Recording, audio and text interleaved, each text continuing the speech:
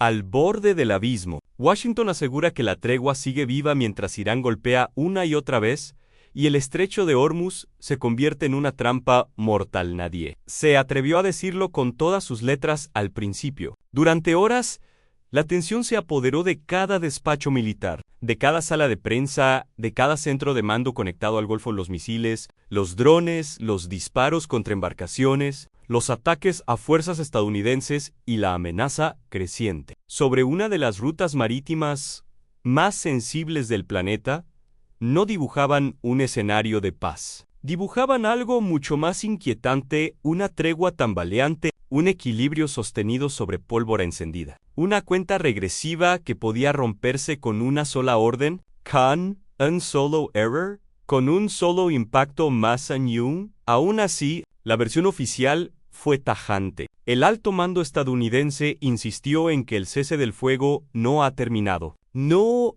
ha colapsado. No ha sido enterrado. Sigenpai. Pero esa afirmación, lejos de calmar el ambiente, abrió una pregunta todavía más explosiva. ¿Ansí? ¿El alto? El fuego continúa. ¿Cómo explicar que Irán haya atacado en repetidas ocasiones a fuerzas de Estados Unidos y a embarcaciones bajo protección norteamericana? ¿Cómo sostener la palabra tregua cuando el estrecho de Hormuz ha vuelto a sonar como una garganta militar cerrándose sobre el comercio mundial? La declaración del secretario de Defensa Pete Hegseth cayó como un golpe seco. Su mensaje no dejó espacio para vacilaciones en el cese del fuego no está acabado. Según su planteamiento, lo ocurrido forma parte de un escenario distinto, una operación separada, una misión específica que Washington intenta presentar como independiente del conflicto central. Pero detrás de esa fórmula fría, detrás del lenguaje calculado, se esconde una realidad abrasadora. Estados Unidos reconoce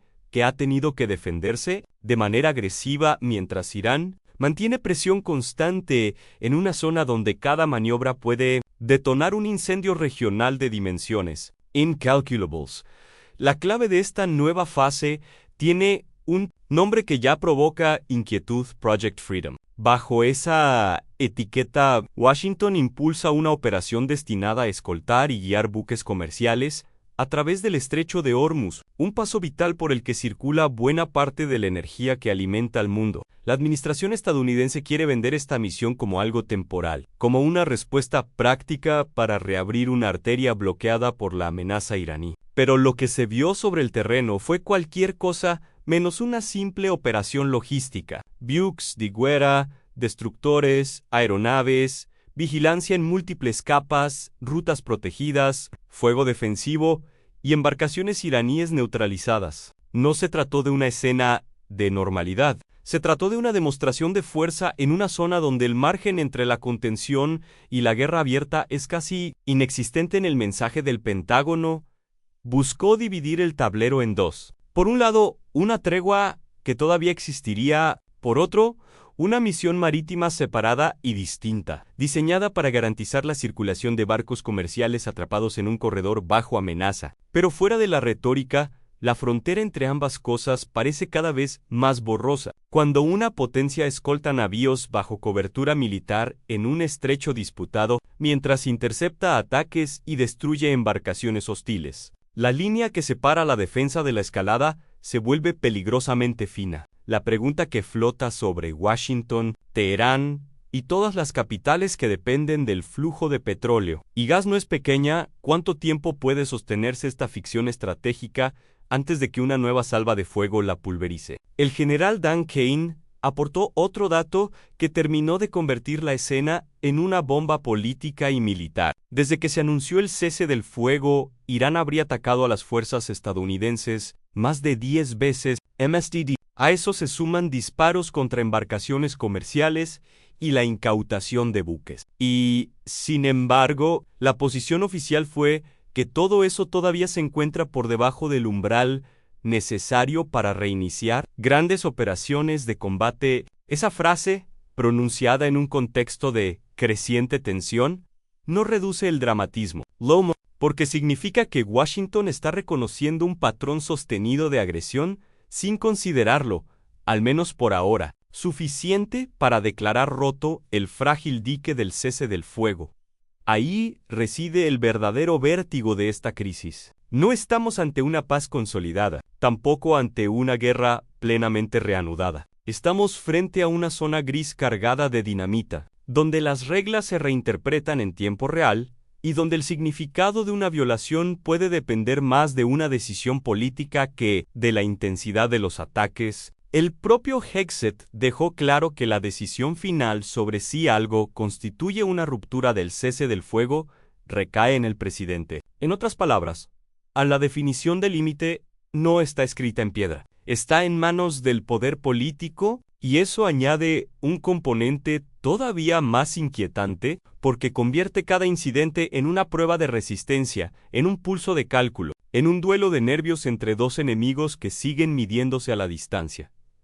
Mientras tanto, el estrecho de Hormuz ha vuelto a convertirse en el corazón asfixiado del conflicto. Antes del estallido de la guerra, transitaban por allí alrededor de 100 de barcos por día. Ahora, la cifra de naves atrapadas, de rutas alteradas, de aseguradoras en alerta y de operadores mirando con terror cada nuevo parte militar habla por sí sola. Washington afirma que la ruta se está despejando. El Pentágono mostró como prueba el tránsito de 2 embarcaciones estadounidenses por la zona, escoltadas por destructores. Para la Casa Blanca y para el secretario de Defensa, eso demostraría que el paso puede volver a abrirse bajo paraguas militar. Pero la pregunta no desaparece. ¿Una ruta es realmente segura porque 2 barcos lograron pasar o apenas estamos viendo una ventana frágil dentro de una tormenta que todavía no ha terminado? La respuesta por ahora no tranquiliza a nadie, porque incluso quienes observan la operación con ojos favorables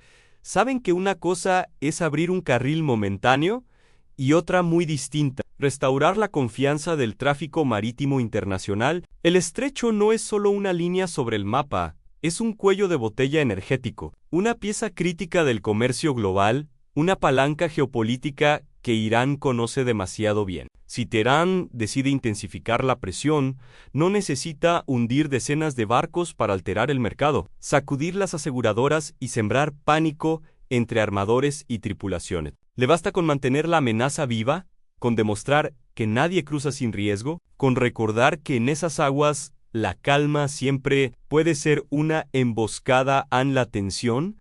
Aumentó todavía más con los reportes sobre ataques iraníes a objetivos en la región, incluidos puntos vinculados a Emiratos Árabes Unidos. Esa extensión del peligro fuera del mero corredor marítimo revela que el conflicto ya no puede leerse solo como una disputa bilateral encerrada entre Washington y Teherán. Cada dron, cada disparo y cada amenaza sobre infraestructuras o puertos aliados amplía el radio del temor. Lo que está en juego no es simplemente el paso de algunos buques. Lo que está en juego es si la región puede evitar otro ciclo de represalias encadenadas que arrastre a socios, mercados y fuerzas militares hacia una nueva fase de violencia en ese marco. Las palabras sobre diplomacia suenan más a una puerta entreabierta que a una solución cercana. Desde la Casa Blanca sigue llegando la señal de que el presidente todavía prefiere que prevalezcan las negociaciones, que aún existe interés en alcanzar un acuerdo antes de que el conflicto vuelva a convertirse en una campaña militar a gran escala. Pero esa intención convive con destructores desplegados, aeronaves en alerta, barcos escoltados y un discurso que mezcla contención con amenaza. La diplomacia, en este escenario, no avanza sobre terreno firme. Camina sobre un puente suspendido sobre fuego cruzado. También apareció otro frente explosivo, el legal y político dentro de Estados Unidos. Hegseth sostuvo que, si el cese del fuego sigue vigente, el reloj que obligaría al Ejecutivo a entrar en una fase más delicada frente al Congreso se detiene. La interpretación es de alto voltaje, porque si la tregua permanece activa, Washington gana margen para sostener operaciones sin admitir formalmente que ha reanudado una guerra de mayo R escala, pero si ese argumento se resquebraja, la presión política interna podría crecer con rapidez. No se trata solo de lo que ocurre en el Golfo, no sé. También se trata de cómo la Casa Blanca encuadra esa realidad para evitar que el debate sobre autorización, límites y responsabilidad explote en Washington. Detrás de cada frase del briefing, flotaba una sensación difícil de disimular. A la administración estadounidense quiere evitar dos escenarios al mismo tiempo. No quiere aparecer débil frente a Irán, pero tampoco quiere admitir que la tregua se deshizo bajo sus pies. Por eso insiste en presentar Project Freedom como un capítulo aparte, una operación defensiva, temporal, enfocada en reactivar el comercio. Sin embargo, cuanto más se repite esa separación, más evidente se vuelve la fragilidad de la narrativa, porque las balas no entienden de compartimentos, los drones no distinguen entre categorías semánticas, y los mercados energéticos tampoco reaccionan a los eufemismos, sino a los riesgos reales. Lo más perturbador de todo es que el Pentágono no transmite una sensación de cierre, sino de compás de espera. Hoy está más tranquilo fue en esencia una de las ideas planteadas. Esa frase, en un entorno así, no tiene nada de tranquilizadora. Alkin